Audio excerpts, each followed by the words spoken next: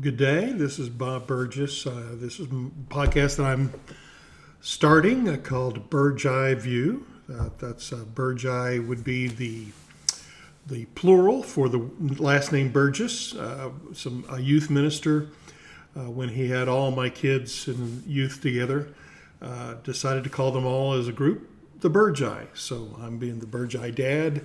Then I get to call it the Bird's Eye View. Okay. The reason I'm doing this right now is this is June 1st. It's actually June 2nd because it's after midnight. But June 1st begins a month, at least, of fasting for me. And I wanted to take you along the ride with me and report to you every day what that's going to be like. Now, the reason I'm doing that, it's primarily health reasons. There's spiritual component as well, which I'll talk about here in a second. But I'm just tired. I'm just tired of being, as they say, sick and tired. I'm so overweight. I weighed this morning. It was 317 pounds. That's not the biggest I've ever been, but it is way beyond the ability to function very well. My knees hurt. My hips are excruciating. I can't walk very far at all without stopping, sitting, stretching. It's just so debilitating. And a lot of things I want to do. I want to be able to do some hiking and walking. I want to go traveling and doing some touring. And can't do that if I can't walk.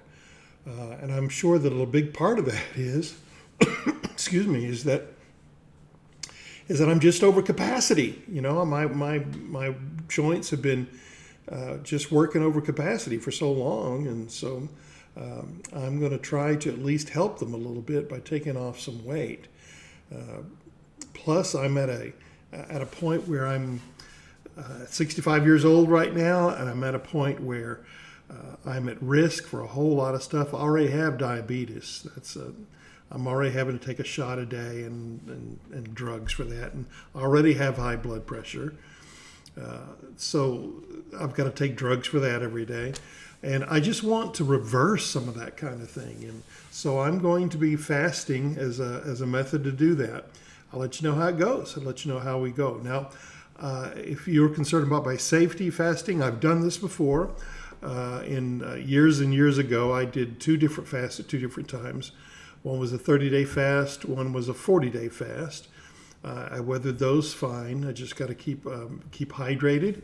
And I didn't have 0 calories. I drank coffee, had some stevia in it and some creamer, but it was basically I was under 100 calories a day.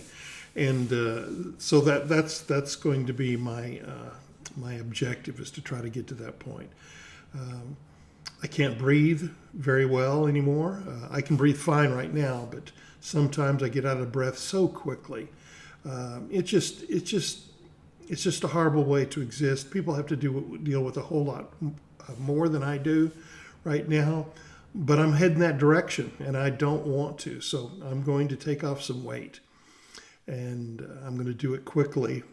Because my tendency is, if I don't have any choices, I do better. If I have choices, then everything's a slippery slope for me. I take a little bit of this, and before I know it, I'm eating too much of it, or I'm using that as an excuse to do something else. There's a ton of emotional eating for me. I've been through a lot of different trauma situations over the last few years. And I've just sought comfort in food, and I sit around and sometimes just crave something so badly that I just gotta get up and get something sweet.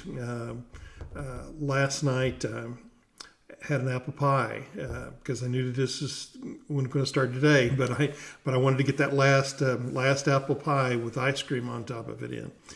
But you know, it's a struggle because, in a lot of ways, not only do you have to deal with not eating, excuse me, but the temptations everywhere.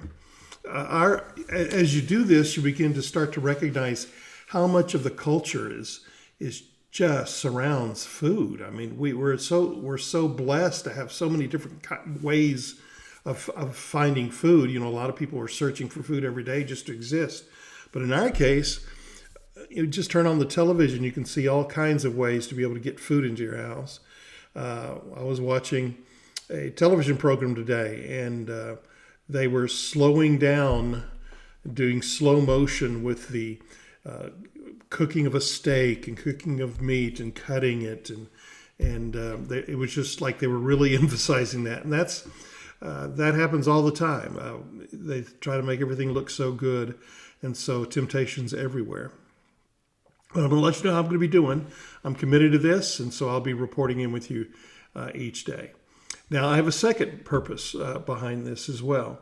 I intended for a long time to do a podcast of some kind, not having any kind of hopes that it will ever be something that will make money or anything like that. I just wanted to be able to document in some kind of way some lessons I've learned in life. I've been through a ton of stuff. Like I said, a ton of trauma has been through my life. I've been through in different kinds of ways. And I have some stories to tell and some lessons to learn. And I want to pass those on to my kids. I've got 4 boys, and I've also got a stepdaughter that I'm able to keep in touch with named Julia. She's a wonderful young lady. And then my 4 boys, my oldest passed away in November of last year. So I have 3 left with me. And I want to pass on to them lessons. I want them to see what Dad looked like down the road. And I want the grandkids, if I ever get any, grandkids to be able to hear from Granddad, you know, Papa or whatever I'll end up being called when that ever happens. I want to be able to pass on some things. And so I'm going to do a lesson a day along with the report on how my fast journey is going. But where I'm starting today is with a very, very important topic. It's the number one topic. It's the beginning of everything in terms of having a good relationship with others and a relationship with God, most importantly. And that's the subject of humility. Now, my dad used to say of all his great attributes, he was most proud of his humility. He meant that as a joke, but unfortunately, that is sometimes kind of true. And the problem is pridefulness is at the first obstacle that we have to overcome in order to have a relationship with God. God says in his word that he resists the proud. He resists the proud. I don't want to be in that position, but I've learned in the last several years that I have been. And I have been for a long, long time. Back in high school, I was a good kid. I always was a good kid. And I've come to find out that I believe that those that grow up in the church and have been good kids all the way through church and have never rebelled, have always been good kids, never done bad things, that some of them have the hardest time drawing close to God. And I think that's because we have a hard time recognizing that our efforts and what we do, being good, really doesn't matter in terms of being able to have a relationship with God. What matters is coming to him in a place of humility.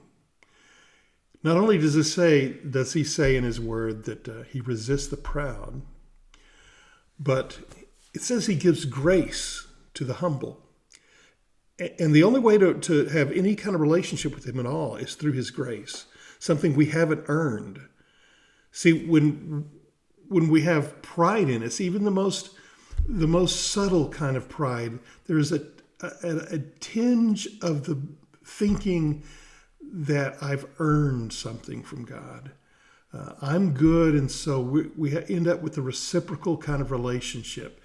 If I'm good, then you'll do this. And people will many times say, if I live a good life, then he's going to let me into his heaven someday, or I'm going to be able to have eternal life, or I'm going to be saved.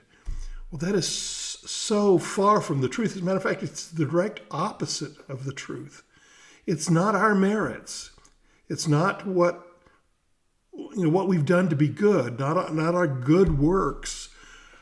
None of that matters, because it's only through his grace. And once again, he says he resists the proud and gives grace to the humble. Now, let me give you just another passage that really hit with me when I was thinking through this kind of thing. And it goes to some of the most famous scripture in all of the Bible, and that is the Sermon on the Mount. In Matthew, the book of Matthew, some of the first words that Jesus utters that are recorded is the Sermon on the Mount. And he says as his opening remarks that blessed are the poor in spirit, for theirs is the kingdom of God. Now, the thing that stands out about that is when you look up what the word poor means in the original Greek that it was written in, it doesn't mean like we think of poor as being I don't have much. I'm money poor. It doesn't mean that at all. It means it even greater than that. It means I'm totally, completely empty. I have nothing to offer. I am destitute when it comes to spirituality. So those that believe that they can, through their own spirituality, somehow reach the level of God, of deity, of anything, it is so wrong, because we're blessed when we recognize that we are completely destitute. We have nothing to offer. Because that is the humility that allows God to be able to offer his grace. Because it is his grace and his grace alone that gives us access to him. Now, I've been a good guy. When I was, as I said, I was growing up, I never rebelled. I never drank, smoked, never ran around, never rebelled, never, I saved myself sexually until I was married, which was 25. I mean, I did everything you're supposed to do. And I developed by being that way. I'm not recommending you do anything other than that. I think that that's right. But you need to have the mentality that the ability to do that comes from God's grace. The ability, not from anything not because you're something special. But the point is that by being those things, I was developing this idea, this little hint that I'm one of God's people. I'm a little better than others. The other people in my class that bragged about their sexual conquests that they had over the weekend, the ones that cussed and drank and just were rebellious and thought it was great to be able to do all kinds of vile things and bragged about it. I wasn't anything like that. As a matter of fact, I wasn't accepted in those crowds because of it. But I started to believe that I'm better than them. I didn't try to be that way, but it developed in my thinking of that. And so God's grace was not something that I understood. I was of the opinion, or feeling at least, that God and I kind of have this good relationship. It's a very reciprocal relationship. I do good things. I follow him. I follow all his rules. And then he'll bless me because of that. He'll give me his grace because of that. In other words, it was a give and take relationship. And that's not what God offers. What God offers is his grace when we are humble, when we have nothing to bring. We recognize that. He gives grace to the humble. It took me a long time to be able to recognize that in me. I mean, decades, really.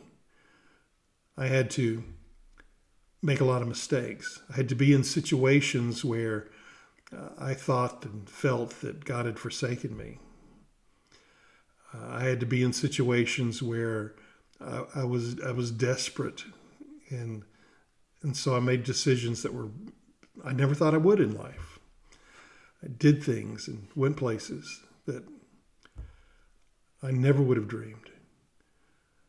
It took me going through these times where I started to make some bad decisions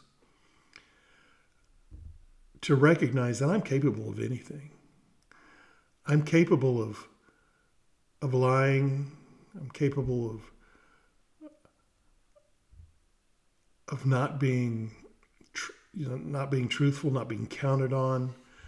I'm capable of deception. I'm capable of leading a double life at times. And it just pointed out to me, I'm not all that. I'm capable of doing anything. I got so angry at some things in my life where I contemplated killing somebody. I knew I wouldn't do it. I knew I wouldn't do it, but I really thought about it, and I grew in my bitterness and my anger because of what he had done to me and my family. I wanted to get rid of him. There was no forgiveness in my heart. There was just simply bitterness. So the person that had always been the nice guy, the good guy, was looking pretty corrupt. And I had to be torn down before God could build me back up. I had to realize I had a lot of idols in my life, things that I relied on far more than God. And I had to come to the point where I only had him. And it came down to the point where I was able to answer like Peter did when Christ asked him, "Are you going to leave me too?" There was a group of disciples that heard a very hard teaching from Christ, from Jesus, and they pick up and left. And he looked at his disciples and said, "Are you going to leave me too?" And Peter said, "Where would we go? You have the words of life."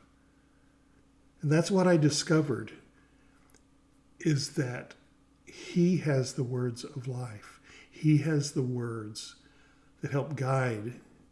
And if I submit myself, let me even change that word. If I just simply surrender to him, not my own work, not my own following rules, but just surrender to his grace, then I gain a lot more Christ-likeness in my life. I learn to be more forgiving. I learn to be more merciful, more kind, more gentle. I had a hard time being those things, particularly because of anger and bitterness that developed in me. So I recognize now how important it is for me to find and root out pride as much as I can. Now, humility is the path to God's grace. So to my sons and my daughters and anybody else that may watch this, that's the first lesson. I want you to know that surrendering to him because you do not have anything in you spiritually to offer God. But he has abounding grace and mercy and spiritual gifts for you. You have to surrender. You have to humble yourself. So that's my first lesson. And as far as eating goes, I've done pretty well. All day Sunday, June 1st. And I'll get on here tomorrow sometime, let you know how June 2nd's going, and have some other kind of lesson. So, good night.